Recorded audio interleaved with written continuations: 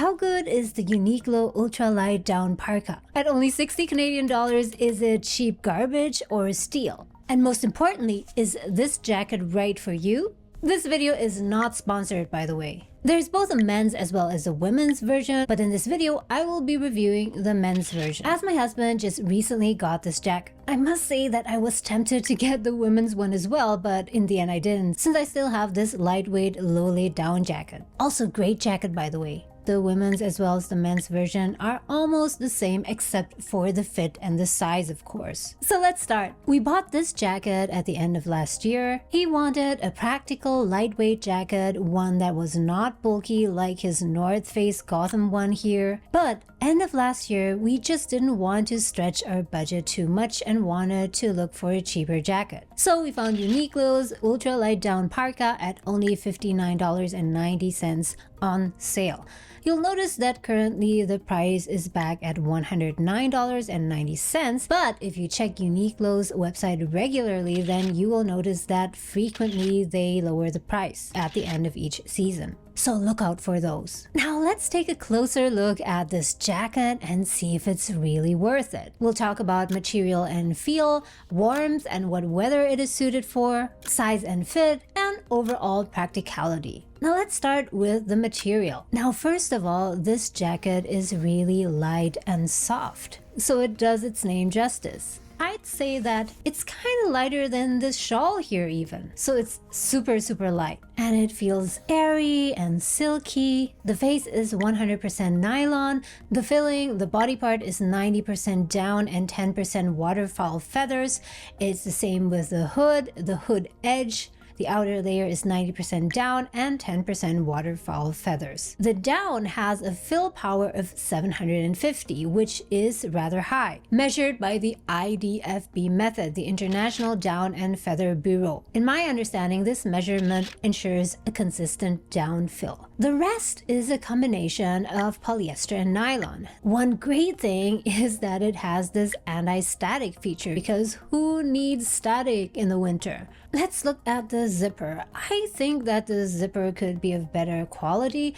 It's not the highest quality, I would say, but at this price, it's pretty acceptable. And it works smoothly without a problem, which is the most important thing. The color of the jacket is olive, and I like the fact that it's a very dark olive. So it's a very neutral color and it's very versatile, very easy to combine with other bottoms. And also it doesn't get dirty quickly. There are also other colors like gray, black, yellow, and navy blue, and the women's version has even more options and brighter colors. One thing that you might be curious about is this jacket waterproof? Unfortunately not. The jacket is water repellent but not waterproof. Water repellent jackets will repel a bit of rain and snow so that when it rains or snows a bit, you don't immediately get all soaked. But waterproof jacket will hold even against heavier rain and snow. Now, how do you wash this jacket? In the instructions, it says hand wash cold. Do not dry clean, do not tumble dry. I rarely wash jackets, to be honest,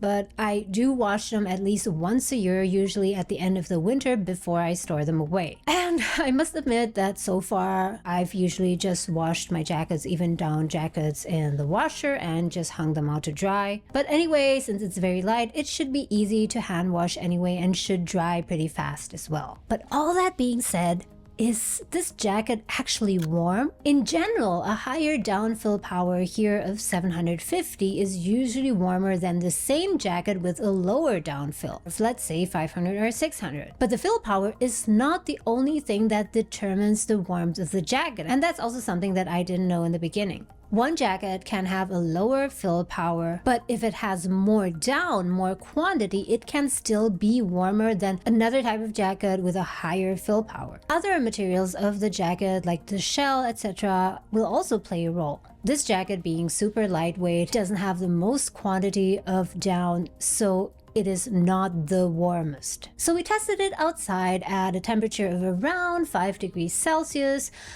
He's wearing a Uniqlo inner layer here and a thin sweater, and he thinks it's just warm enough. With a thicker sweater, he might be able to stay warm until above 0 degrees Celsius. Below 0 degrees Celsius, then it becomes questionable. But caveat here, of course, it will depend on how quickly you personally get cold. Both of us get cold rather easily, so we would wear this particular jacket at above 0 degrees, and below 0 degrees we would definitely wear something thicker and warmer. If it gets below 0 degrees, perhaps only for a very quick, brisk 5-minute walk. As much depends on your personal ability to tolerate the cold, it will be highly subjective. But I'd say that for the general population, this jacket will be ideal for above 0 degrees Celsius, ideally even from 5 to 10 degrees. Talking about Canada's weather, or Toronto specifically, that means this jacket would be good from around September to December, provided that the temperatures are rather mild,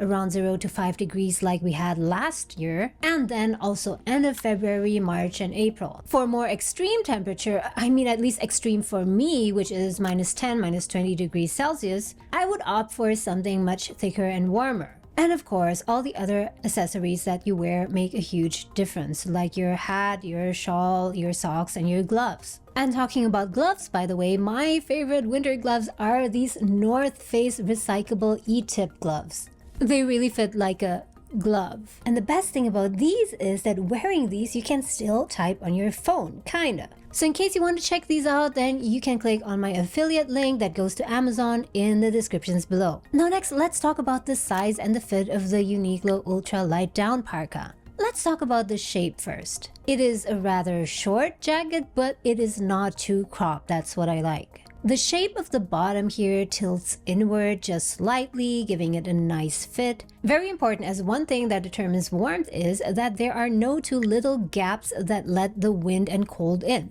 But it doesn't have a drawstring here, so you can tighten it further. And that is why it becomes very important that you choose the right size for you so that there's not too much of a gap and it's snug. Also, this jacket has a 3D cut. What is a 3D cut? So the 3D cut allows for easy movements at the shoulders, so you can rotate them easily.